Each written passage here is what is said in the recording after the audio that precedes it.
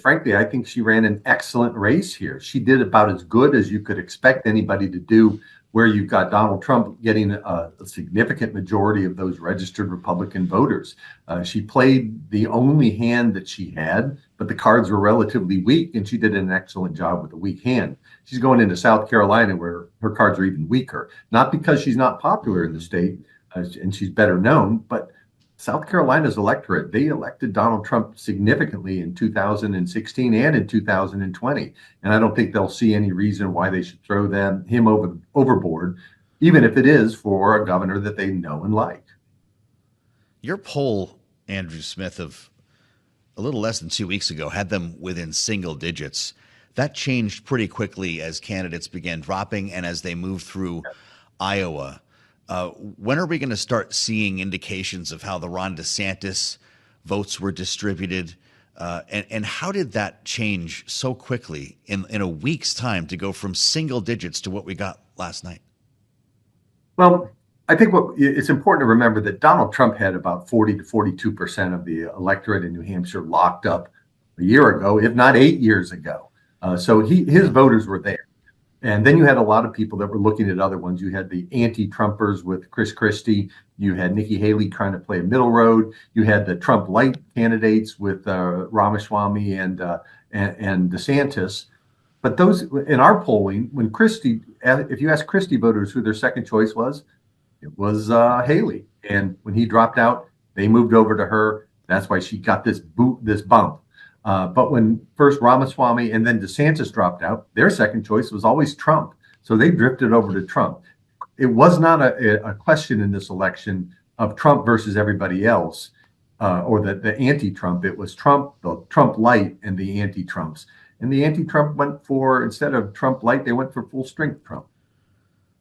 How about that? Sounds like that 30-point spread that I mentioned in the Emerson poll in South Carolina might still be the case.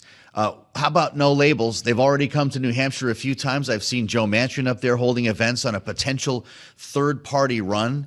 There's something New Hampshire-y about that, Andrew. If we get to Super Tuesday, do you take that group at its word that they will run a candidate? And how could it possibly work when they aren't going to be likely on the ballot everywhere? Well, I think any third party is going to be a spoiler. And basically, you're going to have to start to look at who they're drawing votes from. And it's really way too early to start to even think about those things. Voters aren't paying that much attention, frankly, to the general election in the fall yet. They are in the early states like New Hampshire, Iowa, and then now coming up South Carolina. But a third party is going to have a very, very difficult challenge. As I mentioned, the voters in the United States can rationalize why their party is as bad as the candidate is better than the other party's candidate. And if you think back to third party candidates in recent memory, it was Ross Perot. He got 19% in 1992 with two kind of amazing candidates, but he didn't get a single electoral vote. He was a spoiler at best, not a really credible candidate for winning the election.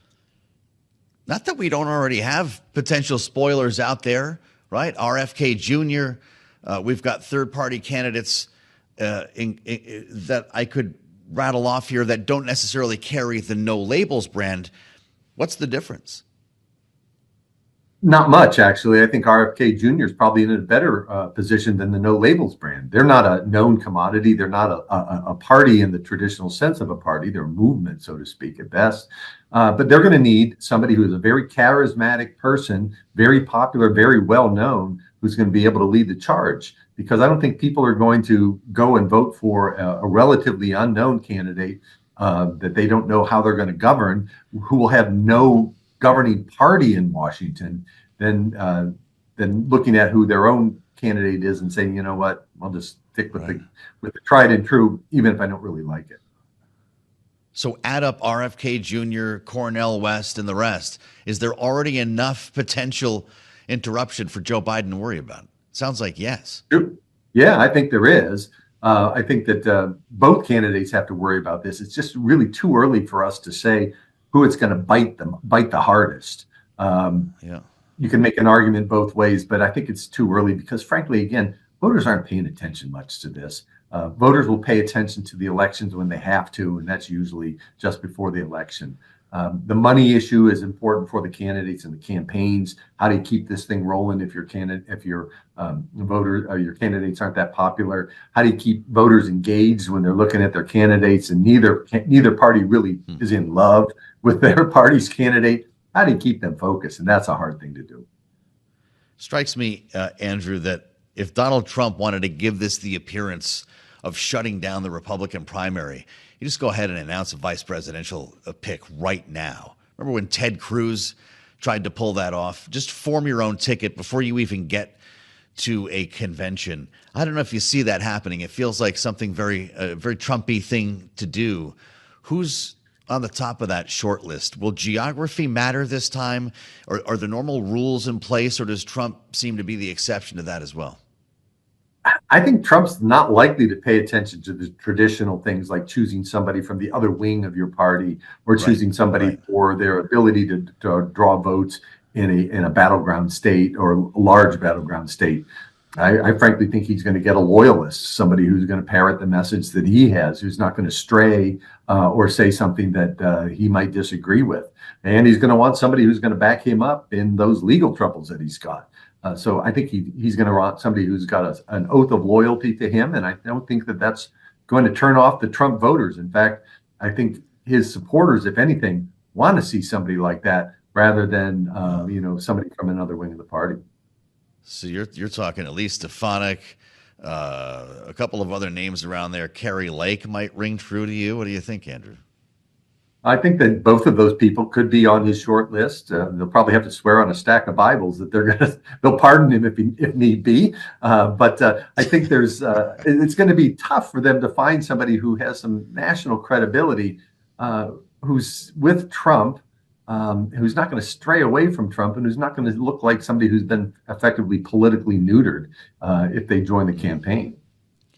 So then, if it's the Trump campaign and no rules apply, that choice that's so important for presidential candidates probably won't move the needle in the polls, right? This is the most stable looking race that we've ever seen when it comes to Trump's base. I think so. And actually, if you look at the political science on it, the vice presidential pick generally doesn't make much difference at all.